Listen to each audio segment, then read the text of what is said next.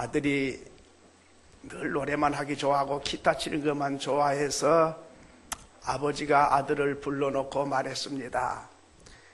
옛날에 배짱이가 있었는데 노래 부르고 춤추고 놀았고 개미는 무대 앞밑에서 땀을 뻘뻘 흘리고 일을 했는데 눈보라가 몰아치는 겨울이 오니까 배짱이는 개미에게 먹을 걸 달라고 구걸하게 됐고 개미는 풍성하고 따뜻한 겨울살이를 지냈다.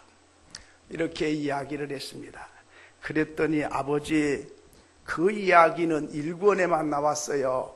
2권이 나왔는데 아버지 2권 읽어보셨어요? 2권은 나 모르는데 2권 읽은 내용을 말씀드릴게요. 그래서 2권이 무슨 내용인데, 개미가요 너무 일만 하는 일벌레가 돼갖고요 부자한테서 돈은 많이 벌었는데요 그 다음에는 만성신경통을 알아갖고 있잖아요.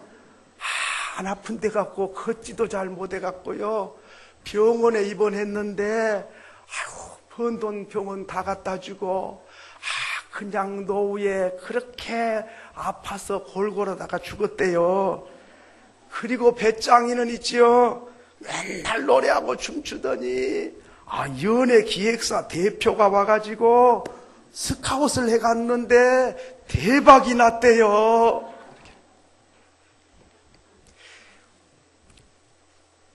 이 이야기는 간단한 이야기 같지만 오늘날 젊은 세대와 기성세대의 차이점을 보여줍니다. 맨날 노래한다고 해서 그게 잘못 산 인생 같고 그저 죽으나 사나 그냥 밤인지 낮인지 모르고 일만 하면은 잘 산 사람이라고 옛날에는 생각했어요. 근데 몸이 너무 일을 많이 해가지고 쉬는 날도 없이 하다 보니까 망가지고 보니까 자녀들이 뭐라 그래요? 누가 그렇게 일이라 그랬어요? 쉬어가면서 해야지. 그러니까 노래만 하는 사람도 잘 산 건 아니지만은 일만 그렇게 많이 해서 병나도록 한 것도 꼭 잘 산 것만 아닌 것 같아요. 우리는 다 잘 살기를 원해요. 그건 똑같아요. 그건 세대 차이가 없어요. 노인이 됐든 젊은이가 됐건 누구든지 행복하고 풍요롭고 잘 살기를 원해요. 그런데 잘 사는 방법이 다르고 잘 사는 목적이 달라요. 오늘 말씀은 무슨 말씀인고 하니 이 말씀이 기록되기 전에 배경 설명을 드리면 예루살렘 교회가 어려움을 당했어요. 예수 믿는 사람 잡아가도 직장에서 쫓아내버려. 그리고 불이익을 당하고. 예수 믿는다는 이유 때문에 아주 살기가 어려워졌어요. 그리고 직장도 잃어버리고 쫓겨나고 왕따 당하고 이런 신세가 되니까 교회가 많이 부흥됐다가 그만 다 교회를 떠나가야 되고 교회는 이제 찬바람이 불기 시작했어요. 그래서 이 소식을 고린도 교회 성도들이 들었어요. 우리 모교회, 우리를 사랑하고 교회를 개척했던 모교회 예루살렘의 성도들이 우리 위해서 헌금해서 우리가 교회도 세우고 우리에게 복음을 전해줬는데 지금은 어려움을 당하고 있으니 우리가 모금을 해가지고 그 십시일반으로 좀씩 모아가지고 예루살렘 교회를 돕고 생활이 안 되고 예수 믿음 때문에 고난을 당하는 성도들에게 보조금을 보냅시다. 그래서 온 교회가 찬성을 해가지고 그러면은 얼마를 모아가지고 언제까지 보내기로 약속을 했어요. 그런데 약속을 해놓고 다 힘들다 어렵다 그래가지고 내 살기도 바쁘다 그래가지고 헌금을 잘 안 하는 거예요. 모금의 날짜가 돼도 생각했던 금액이 채워지질 않아서 전달을 못해요. 이 소식을 바울이 듣고 고린도 교회에다가 편지를 하게 됐습니다. 무슨 편지? 오늘 내용이 그것입니다. 예수 그리스도는 부요하신 분이야. 얼마나 부유하신지 몰라. 그런데 그분이 가난해졌어. 누구 때문에?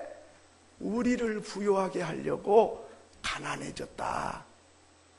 다시 말하면 먹을 걸 다 먹고 가질 걸 다 갖고 누릴 거 다 갖고 남은 거 가지고 하려고 했더냐? 그러면 평생 죽을 때까지 해도 안 돼.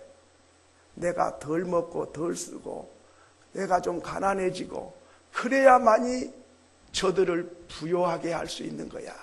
우리 예수님이 하나님의 아들이셔. 내 사랑하는 아들이요 내 기뻐하는 자다. 하나님이 그렇게 말씀하셨어요. 누가 부유합니까? 우리는 부유하다 그러면 돈 많은 사람, 우리 얼른 이렇게 생각하기 쉬운데 돈만을 말한 게 아니죠.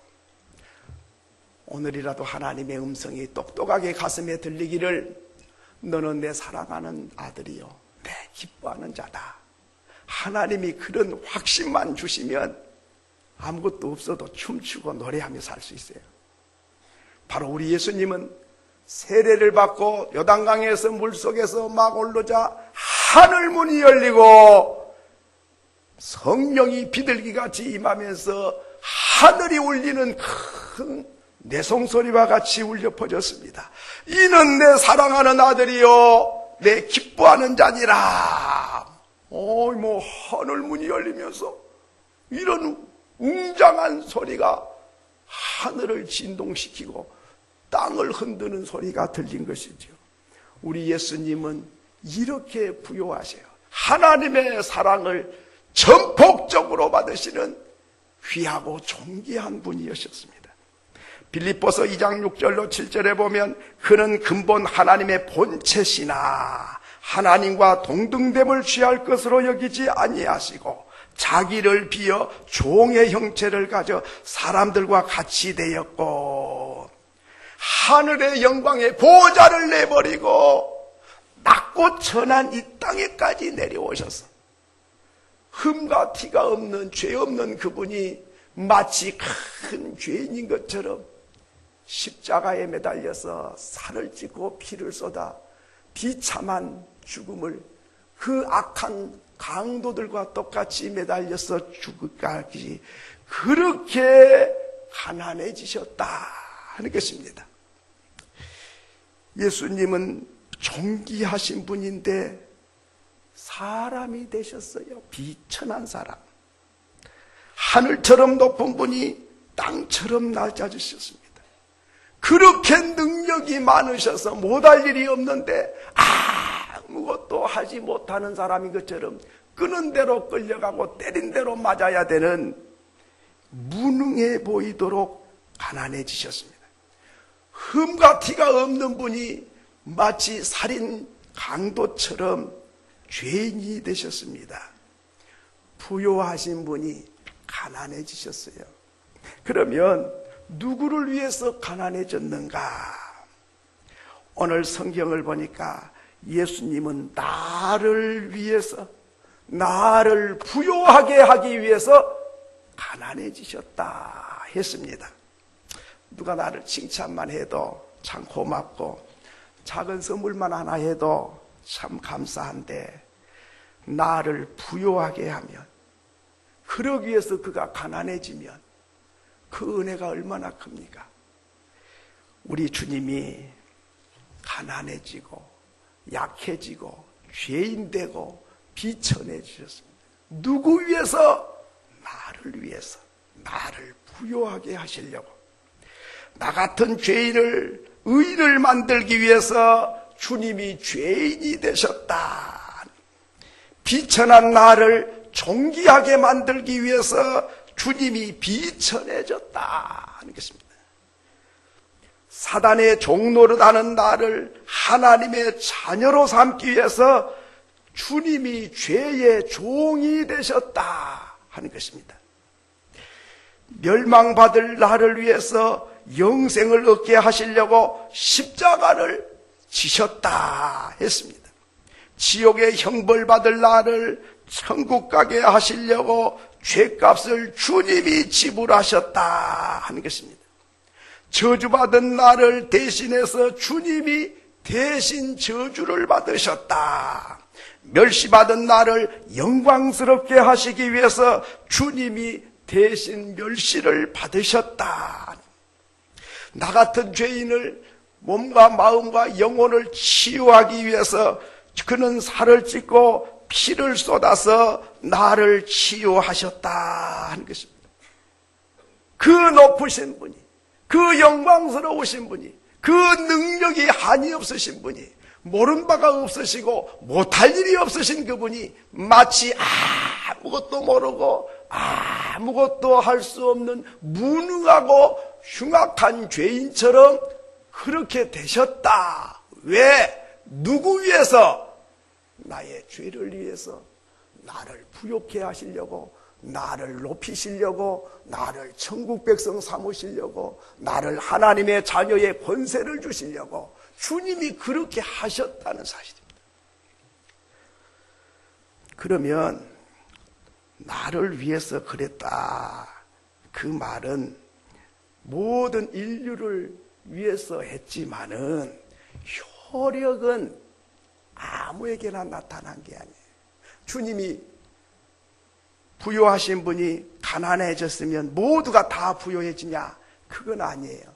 그러면 누구를 위해서 누구만이 혜택이 돌아가냐 하는 것이죠. 로마서 10장 12절로 13절에 보면 그 대상자가 나옵니다. 우리 한번 읽겠습니다. 시작.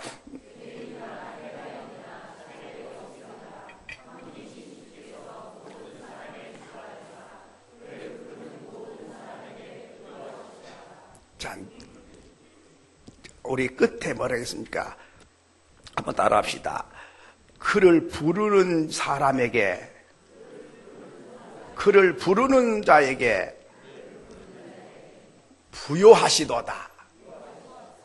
예, 그는 누구지요?